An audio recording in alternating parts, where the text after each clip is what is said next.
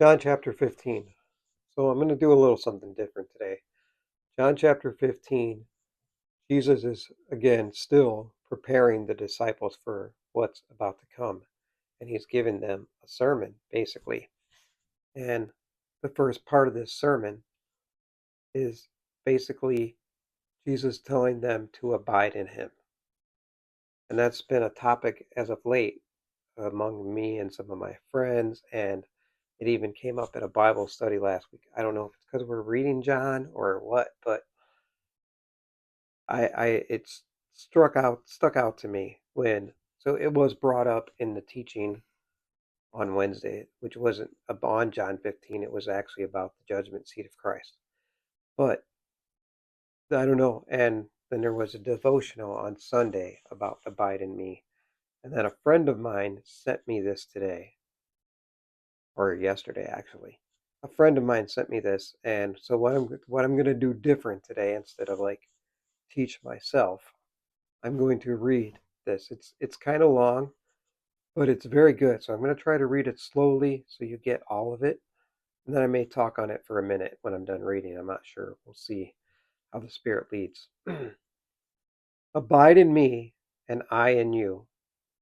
These compelling words from Jesus beckon his followers to draw close to him. What's beautiful about this beckoning is that it's not one sided. When we abide in Jesus, he abides in us. A mutual abiding exists. Yet, in our busy, noisy society, abiding is difficult. Even spirit filled believers have a hard time abiding. We often lean on our natural man and find it difficult to consistently abide in Jesus each day. Abiding is not about praying 24 hours a day or flowing in and out of the Spirit. Abiding should be our constant state of being.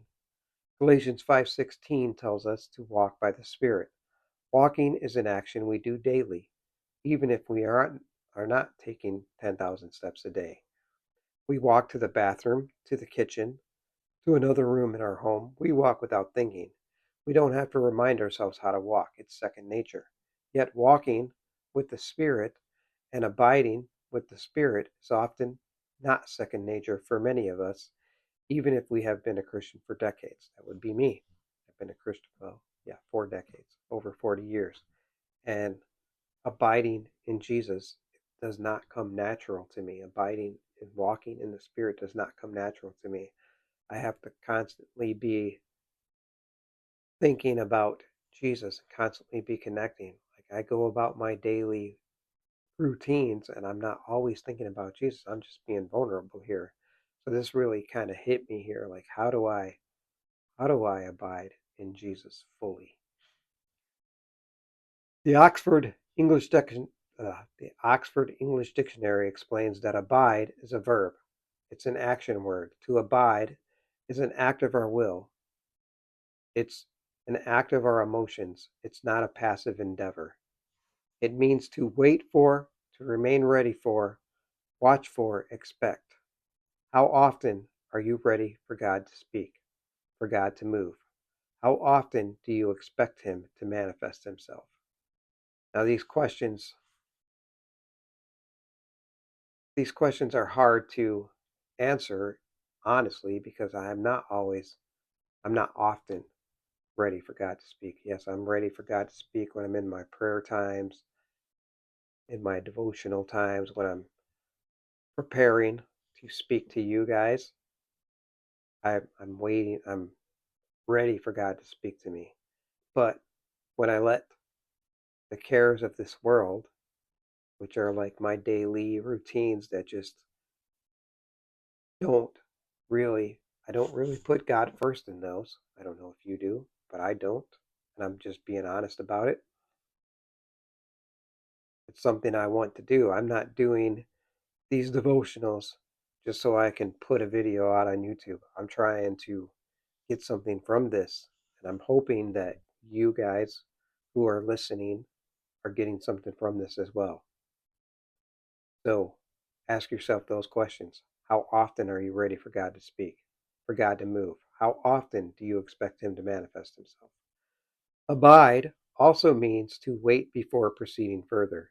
In your everyday conversations, how often do you wait on the Holy Spirit to give you words before proceeding further? Do you say what comes to mind? Are you mindful of the Holy Spirit? Now, I can say that over the past 40 years, and especially the past 4 years when I really started dedicating my life to Christ, that I have become more watchful of my words when I speak, especially in my everyday conversations when I'm speaking to my wife, when I'm speaking to my grandchildren, when I'm speaking to my coworkers. I try to be very careful of how I speak. Don't always wait for the Holy Spirit to speak, but I do. There are conversations that come up during work that, people know who I am. They know I'm a Christian. They will even ask me questions at times, and I do my best to say what the Spirit speaks. And how do I always know what the Spirit is going to lead me to? It comes by abiding. And how do you abide? You abide by praying. You abide by seeking the Word and reading the Word and learning the Word. Do you wait before taking actions, even those that seem insignificant? Abide also means to encounter. We should have frequent encounters with the Holy Spirit. Prayer is one of the ways I abide with the Holy Spirit. Now, this is him saying this, but I said the same thing because I do. I do pray every day. And I didn't always, 4 years as a Christian, 40 years as a Christian, I didn't always pray every day. I prayed when it was convenient or when I felt like I should. And within the last 4 years, I've been praying regularly every day. So I believe and I have faith that I am learning to abide in Jesus because I want to fully abide in him because then he will fully abide in me.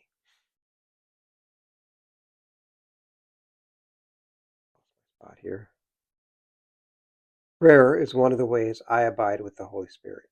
I am constantly praying throughout the day in an effort to continually abide with the Holy Spirit. While I am working or doing housework, I play music that helps me abide. Abiding is an intentional act. When we abide, we realize we don't have all the answers. We don't always know what to do, and some situations are beyond us. But through abiding in the Holy Spirit is always present, so everything we need is present. Perhaps some of the anxiety, weariness, and exhaustion we face is from a lack of abiding. Jesus says, as the branch cannot bear fruit by itself unless it abides in the vine, neither can you unless you abide in me. I am the vine, and you are the branches. Whoever abides in me, and I in him, he it is that bears much fruit. For apart from me, you can do nothing. It's only in abiding which fruit is produced. We can get things done and appear productive in a man's eye, but we might not be producing the fruit that Jesus is speaking of. Let us use this verse as an opportunity to sit before the Holy Spirit and ask him to search our hearts. I don't know about you, but I want to produce fruit. I am not doing these videos just to do a video on YouTube. I want to see fruit from this. I want to see people have a deeper understanding of Jesus and the Holy Spirit. That's why I'm reading John. John is all about Jesus, the Word. The Word was God, and the Word was God. Jesus and God, the Trinity, the Holy Spirit, which he also talks about in John chapter 15, how when he goes away, he's going to leave the Helper with the disciples and all who follow him. The disciples isn't just the 12. The disciples is everyone who follows Jesus. If you follow Jesus, you are a disciple. And what do disciples do? They learn, they grow, and they go out and teach others. So that's my prayer. I want to see fruit. And I know that if I want to see fruit, what I need to do is abide in him. And if you want to see fruit in your life, in your Christian walk, you need to abide in him.